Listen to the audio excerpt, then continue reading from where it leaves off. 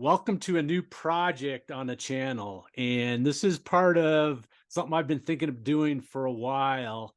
And I have a partner in crime that's kind of really kind of put the knife in my back to get going on this. So welcome Zach Friedley to the Global Run Academy show. And what this is I'm going to be, Zach kind of was he just got back from UTMB. And before I get rambling too much, to learn more about Zach's background, I'll link a podcast that he and I did about his running, his foundation, and everything Zach that you can learn more about in the description below. So see that below. But he and I are going to kind of hook up for this Global Run Academy kind of just, let's call it a show. We're just going to kind of banter back and forth. But he Zach got back from UTMB and he says, man, everybody wants me to coach them. And I want to learn more. And I'm like, well, why don't we just do a show on talking, riffing on coaching points? And he's going to kind of lead this and ask questions that he wants to learn more about. And this can be a show for any runner out there, and any coach out there or aspiring coach. And we're going to kind of maybe foster a little community around this. So leave questions in the comments below. That, like I mentioned on my normal channel, that helps me just kind of get into your mindset of what you're thinking about. And we won't necessarily answer them in the comments, but we'll read them and it'll help us formulate future shows. Okay. So for those of you who are maybe watching the channel for the first time, I'm Coach Eric Orton. I'm in Jackson Hole, Wyoming, and coach runners all over the world, ultra runners, marathoners, and kind of everywhere in between. And Zach, why don't you just give a quick shout out about you? And Zach's in California and on his way to Ecuador. Yeah, so I'm Zach Friedley. Right now, I'm sitting at my house in Albion, California, which is in Northern California, and I'm a pro trail runner for On. I get to travel around the world and run in some pretty incredible races. Eric's been coaching me for almost a year now, but probably a little bit longer because we met almost 2 years ago. And his style of coaching and running dynamics has changed running for me and got me interested more in like what has transpired with me, as an athlete. And I think people are starting to see my improvement and then think that maybe I have some sort of wisdom to share about how I train and are asking me to start coaching them. So I asked Eric, I'm like, dude, what is going on here and how do I become a coach? So this is what started that, or what started this. Awesome. Awesome. So, and then you leave Wednesday for Ecuador, right? Real quick Yeah. shout out. What are you doing in Ecuador? Yeah. So I am climbing Cayambe with a group of fellow adaptive athletes. There's several different AKs, which means above knee, some BKs, some army amputees, and some other people from all over the U.S. We're going to Ecuador to climb Cayambe, which is almost 6,000-meter peak. Behind me, my screen here is Cotopaxi. We climbed it last year. We would be climbing that, but it's erupting right now. So the park's closed. So we had to choose another gigantic peak. And even though the peak climbing's cool, the whole cause is to raise awareness about how you can achieve your goals when you have quality prosthetic care. And ROMP, the group that I'm climbing with, actually has a prosthetics shop in Ecuador, and they provide people that can't afford prosthetics the types of prosthetics they need to live a pretty normal life. So it's That's really pretty cool. cool to be in that group and climb something cool, but also do it for something greater than myself. Nice. So this is year two with them. Nice. Nice. So, all right, let's get rolling. What did we do earlier today?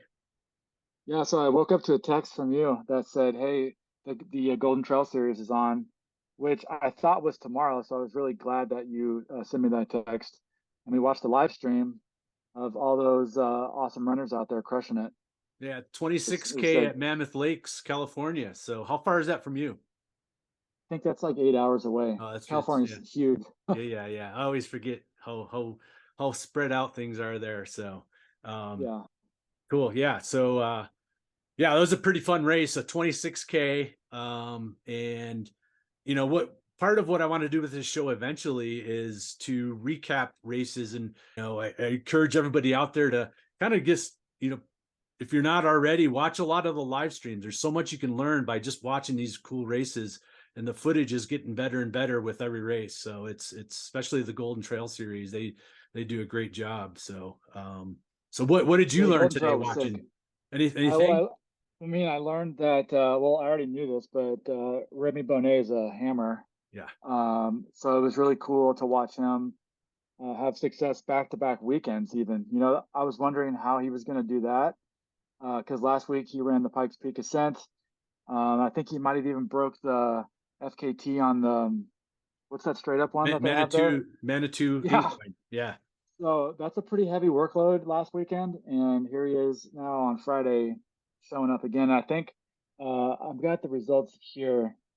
He ran like an overall 7:06 mile Average. for 17 miles with about 3,500 feet of climbing, which And is peaking insane. out at 11,000 feet.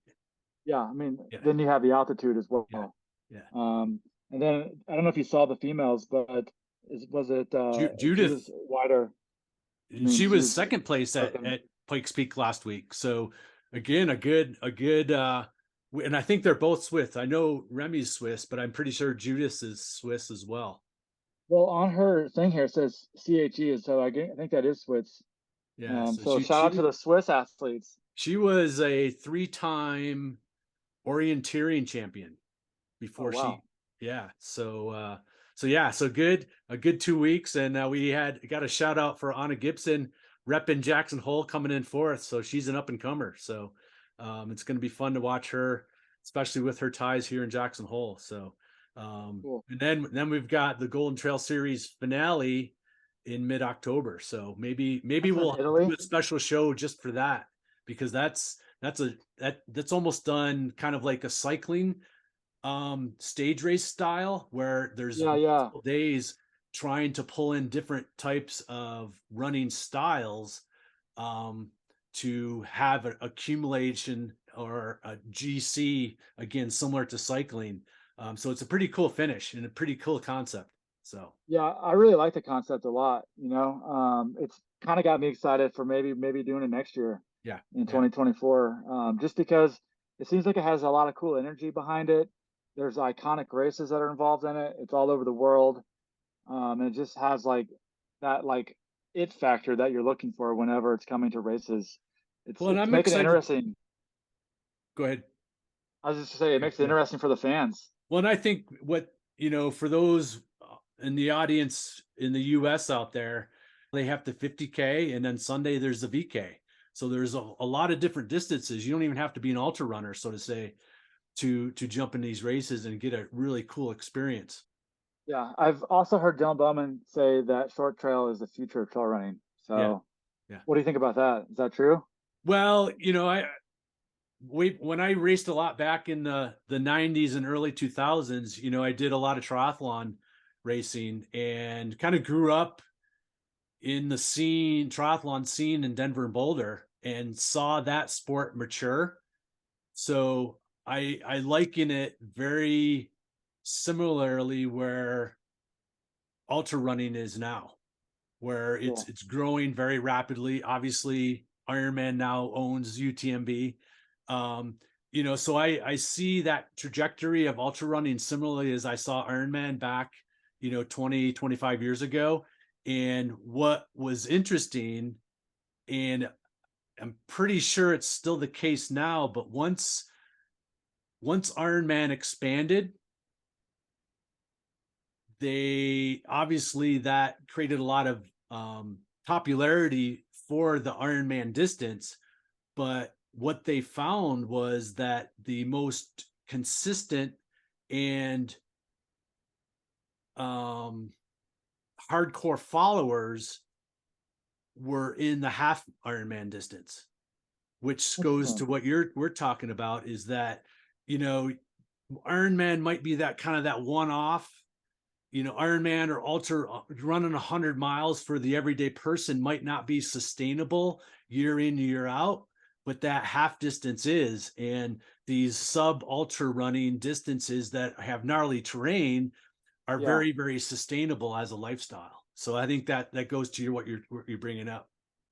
Yeah, I mean, it's more fun for me, honestly, to go Yeah, out and run a sub ultra than to go and be like, man, I got to be out there for 10 hours today, yeah, or I guess 12 hours. yeah, yeah. Um, so yeah, I think it's exciting. I think Golden Trail is bringing a lot of excitement to trail running.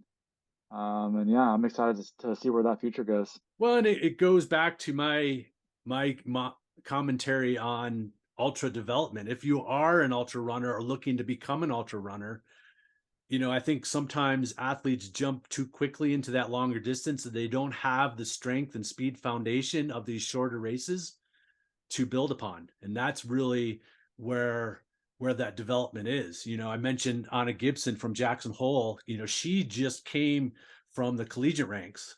She was an Yeah. All-American. Her PR at the 1500 meter was 409. Her 800 meter was 204, I believe. Wow. So here she's coming into this trail scene with some fast legs. And that's where the development happens. And a lot of people, again, just jumping into the sport, jump right to those long distances and they're missing out on that development. And so a race like we're talking can be fun Yeah. and lead to great development for longer races. I think a lot of people only think trail running, you can only do like ultra marathons. I don't know if it's like widely known that there's Yeah. sub ultra distances available in like really iconic races out there. Well, and that was my complaint with, getting back to Ironman is as that matured, you know, there kind of became this stigma. When you said you were a triathlete, everybody assumed you were an Ironman athlete. And, there's so many other distances, just like you said with Totally. trail running. And it just kind of, it gave this perception that it's all or nothing, or if you're not an Yeah, Ironman athlete, you're not worthy. And that's totally. such a bad message or such a bad mindset. I've been in like these chats with people on Instagram, and they're basically like, if you're not a 100 miler, are you even a runner? I'm like, dude, 100 miler just Yeah. one discipline of the thing. Yeah. There's like so many things out there. Like Joe Gray never ran 100 miles, but he's 13-time world champ. That's like pretty impressive. Yeah, right. Well, and then with these races now, with the aesthetic parts of the mountains, you bring athleticism into it and having to run well downhill. And, we saw those guys having to jump over that little ditch, Yeah, and there's just so much athleticism that is such good for your body and so much fun and it's just, you're a couple hours into your day and then you can yeah, have just some coffee and, and chat with friends. yeah, you're not in the pain cave for Yeah. hours upon Yeah. hours. Yeah. So there's a I lot of like a lot that of good style. stuff out there, and there's no right or wrong. It's all running, and it doesn't have to be predicated on how far you're going. Totally. It's So cool that there's something for everybody out there, though, yep, yep, all the exactly. way to those 200 milers or Yep, several days yep, and yep, down to 10K or something. absolutely. Yeah, it's all good. It's all good. Whatever. So pick your poison. Exactly. Yeah. So, all right, what are we going to dive into? Well, I got some notes and just kind of free flow here, but the coaching aspect, what kind of interests me is like what makes a good coach athlete connection? Like what do you look for as a coach and how do you like choose athletes? How do athletes choose a coach?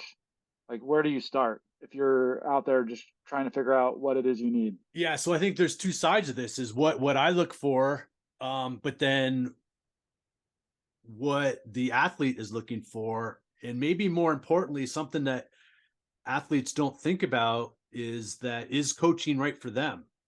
Yeah, That, hey, it might be cool to get a coach, but really understanding your personality and what motivates you kind of daily and what keeps things fun and exciting. And, as you and I talked, what's fun for us is, the science and the art behind it and getting better each day and having a structure to every day, waking up and getting that email of what I'm needed to do that day. And that we really get jazzed on that. And other people like to freeform it and just kind of go with, I think, from what we know about Courtney Dauwalter, that's kind of where she's at. She just kind of listens to her body and does what sounds fun and freeing that day, where she's mentioned that she really couldn't maybe have a pure structure, because maybe that's what she had kind of growing up and she kind of wanted to get away from that. So I think it first starts with asking yourself, why do you want to coach? Why do you think you want to coach? Do you understand what coaching is?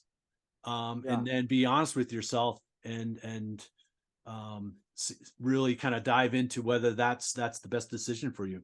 Whenever you are getting contacted by athletes, do you have like calls with them to see like where, like, how do you know it's going to work with somebody? Like, do you have things you ask them? So I've been coaching for 25 years, and I can tell within the first two sentences of their email whether it's going to work or not.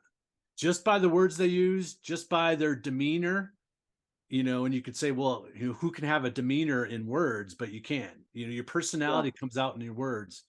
And I have people also sub, submit a athlete profile form that kind of Yeah. gives their background, but then I ask them to um, kind of add why what they're looking for and why they want to be coached.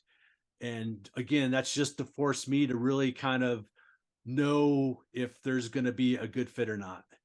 And I again, now I can tell right away whether it's going to be good or not. And again, that doesn't mean they're wrong and I'm right. It's just going back to that personality thing of Yeah. again, sometimes people think they want coaching, but they don't like to be told what to do. Um, Interesting.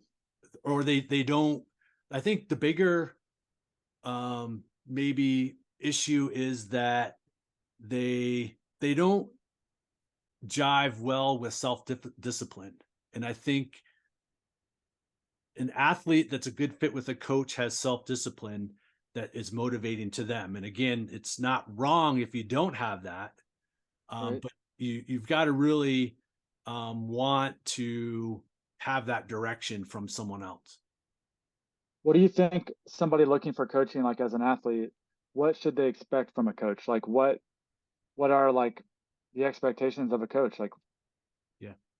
And I'll speak for me, and I know, having done this through triathlon and, now through running through the last 20 years or so, I know a lot of what's being done out there. So I can only speak with my way. yeah, And it sometimes surprises people, especially now with technology. But uh, part of some of the questions I get is how often we Zoom or have a phone call okay, within the kind of the monthly. And I tell them I don't like to rely on Zoom calls or phone calls. We can certainly have them right, if it's absolutely necessary, but if we need a phone call or if we need a Zoom, we're doing it wrong, because yeah, it's the daily journaling and from their end, and it's the daily communication that we have that guides the day to day. And if we wait until Friday to have our Zoom call, we've missed an opportunity maybe that we needed to switch gears or change something up, um, or we just don't wait for that long-winded phone call that you're just doing a brain dump. It happens daily. is that how coaching used to be before these apps existed out there? Like, how was it done in like the early 2000s when there wasn't smartphones? It was still done mainly by email. Okay, Instead of, I use Training Peaks to yeah, administer yeah, my program. So there's a lot of interaction that you can take place messaging within your workout. okay, So if as you upload your workout from your watch to Training Peaks, and then you journal and add a little comment after that workout, and then I can go in and read it, and we can interact about that specific workout. been using Training Peaks for like a long time. Has it been around for a while? Shoot, I want to say probably around 2000 is maybe when Wow, it, so good 20 years. And I didn't use it right away. I just used spreadsheets. So I yeah, would send a spreadsheet. And so I think what's really changed, I think changed things significantly, is yeah, the ability to upload data. yeah, yeah. And It's then, more instantaneous. It's like yeah, happening like so right now. now I can see, okay, what hill you're running, where you're Yeah, running it. I can totally. I can really hone in on a certain section of that run and see, hey, did he get his heart rate up to zone 4 that day, or where we wanted it? Did you hit the speed? So there's so much I can just see by that file upload of your daily run. And then that goes into looking at races too, and Yeah, yeah. analyzing races and say, oh, I just had a guy do Wasatch 100 in Utah, iconic race, hard race. And, one of the big analyzing points that I would go to after that race is just looking at his downhill speed. That was something that we really wanted to work on, Interesting. because there's so much vertical. You're not going to be able to gain much on the vertical, but we really wanted to work on his downhill in training to then take advantage of the downhills at the race. So I would go in and really just highlight all the downhill sections and look at his average speed. That's cool. So before you couldn't have that precise Right. Right. connection to where they were on a trail. Right. So technology advancing has really advanced the way we can coach remotely. Yeah. And so back in the day, we had heart rate monitors and watches. And so the only real data we would have was the traditional total distance, maybe average speed, and then your average heart rate. And that's all. Wow. Yeah, see, I only know this stuff from 2019 and beyond. Yeah. I Yeah. didn't have any of this stuff back in the day. Yeah. So this is all I know. So I Yeah. kind of came in on a great time to have a remote Yeah. coaching. Right. Right. Right. One of my questions is, so like for me personally, after I get done with the workout, how often do you actually go in and look at it? Like, are you looking at your athlete stuff after every run? I mean, are you looking at their notes? What are you doing? So it depends on where we're at in the block. Okay. So everybody will be different, and it kind of ebbs and flows. Maybe I've been working with an athlete for several years, and we're in the base building foundational stage in January. And hey, I know that she's going to be dialed, so I'll maybe work ahead a whole month and then just go review it weekly. Okay. Whereas someone I'm just starting with and I have really no concept of kind of where they're at, I may work just a week ahead and look at it almost every day. Yeah. Or hey, we're getting close to a race and we're in that last 3-week block before the race, and then I'm looking at it every day. So it really just fluctuates based on the athlete. And so there could be a real hyper micro coaching day to day looking at it, or hey, I just wait to the end of the week or the end of the block and I'll review everything, make comments. And then what I always do is I review everything before I go to design the next training block. Yeah. So whether that's on a day-to-day basis or weekly or monthly, it's all different based on where we're at in the year. But I always are looking at things to then take that knowledge of, okay, hey, he nailed it. We can continue to move on. Well, he's I see some weaknesses still. Hey, we might need to put that into that next training block. And I The think that's what I'm really communication. good at is really understanding what the athlete individually needs, and not just Yeah. always having this, okay, it's just a philosophy. Everybody's doing the same thing. I really can hone in on what the individual really needs to get better. So there's not a one size fits all. You're No, basically no, everybody's different. yep. And that's where, I have my umbrella philosophy, but within that, if you see the umbrella as the science, but Yeah. then under the umbrella, there's the Andy Warhol and the Basquiat and the Monet and all the art that goes into understanding the athlete. So like for me wanting to maybe get into coaching, what would be a good way for me to take on an athlete? Like would I start off with like one athlete and figure it out, or like how would I get my system and my flow going? Yeah, I would first try to challenge yourself to figure out what type of athlete you want to work with. I think I already know.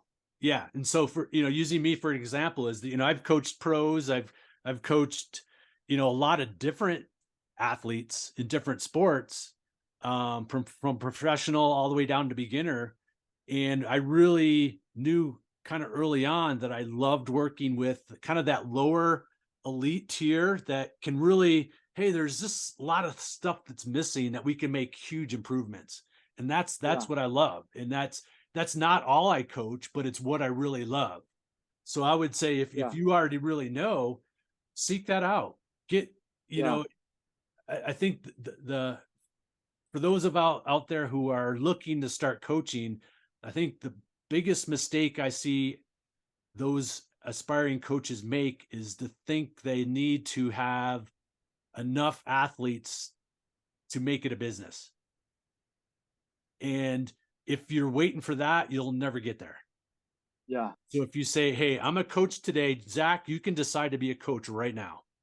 And you're a coach and you're no different than me. I might have more Yeah. athletes than you, but we're still a coach. Make that Right. decision, make it a decision, and then go seek one person out that matches that type of athlete you want to work with and just go and just dive in. I think so many people wait to think, oh, I have to Yeah. have a certain amount or have to make a certain amount of money to make it work. And again, you're never going to get there. It's kind of like, are you a runner if you don't race? And I tell people, if you run like 1 foot a day, then you're a runner. Like there's no Yep. saying you're a runner. Yep. And Exactly.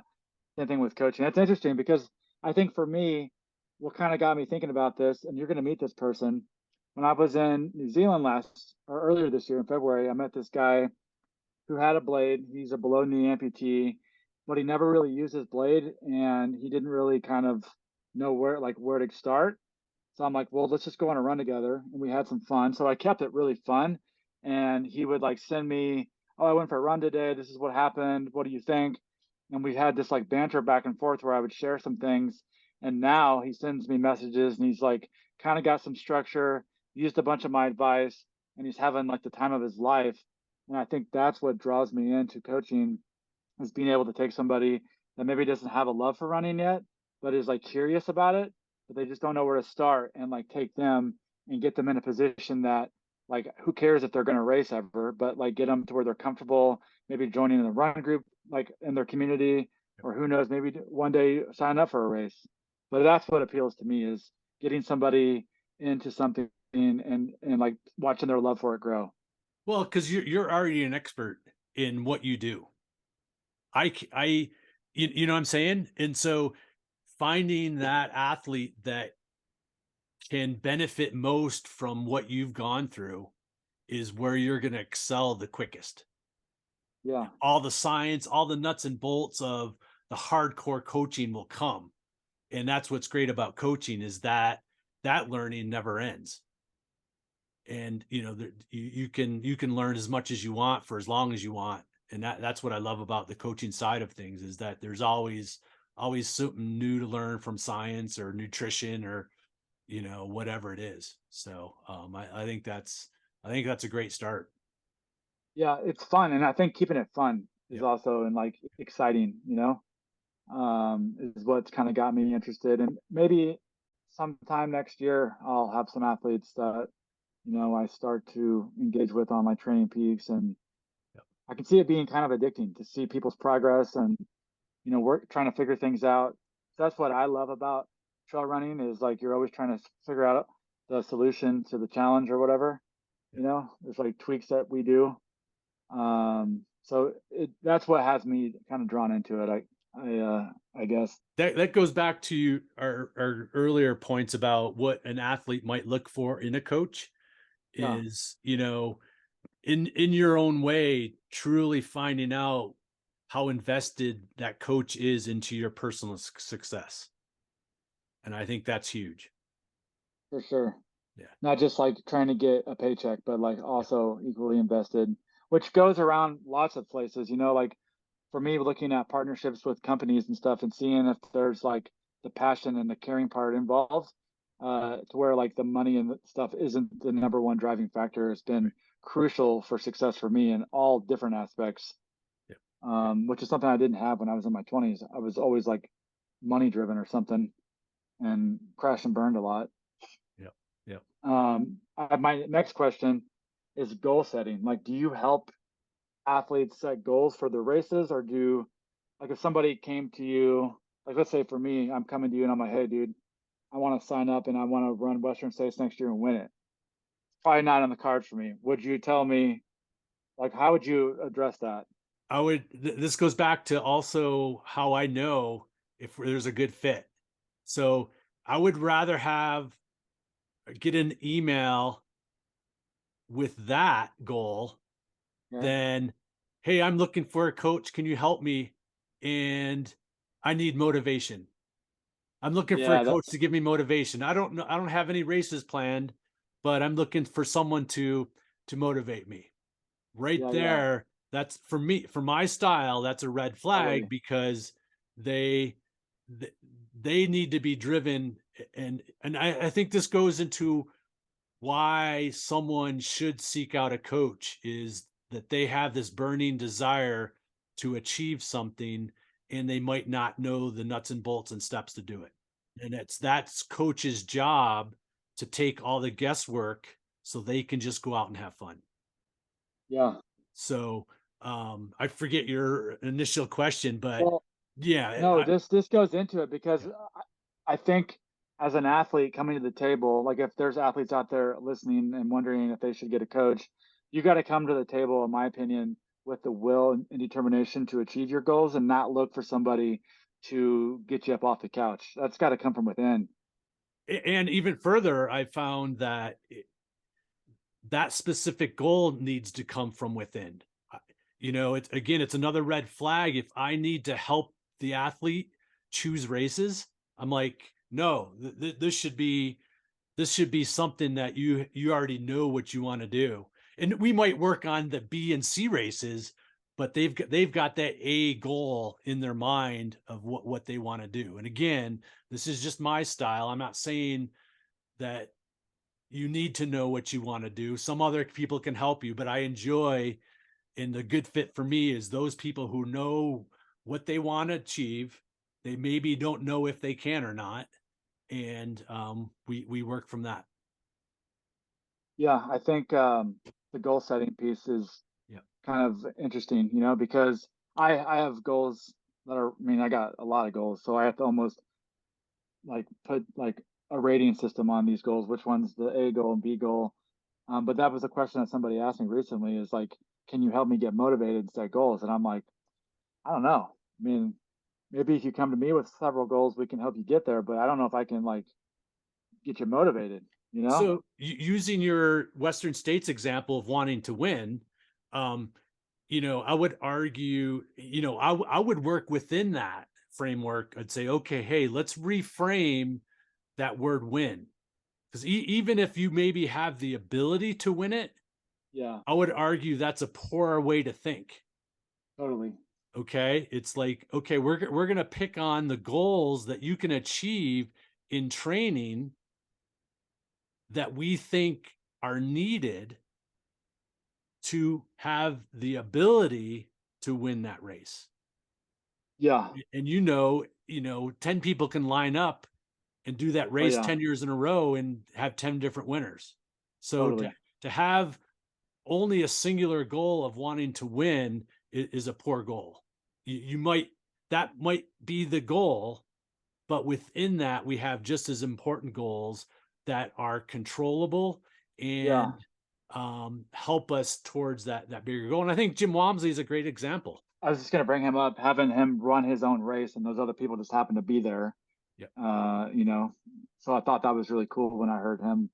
He's just trying to figure out the things that he can control, and hopefully run his race. And he knows if he can run his race, then he could, likely win it. Which, Well, and his goals is always to win, right? That's right? success for him, where success for him is winning. For someone else, success might be finishing or You're achieving, talking to a him. That's 24-hour, so for him, that's success. And he's had to fail so many times to be yeah, successful.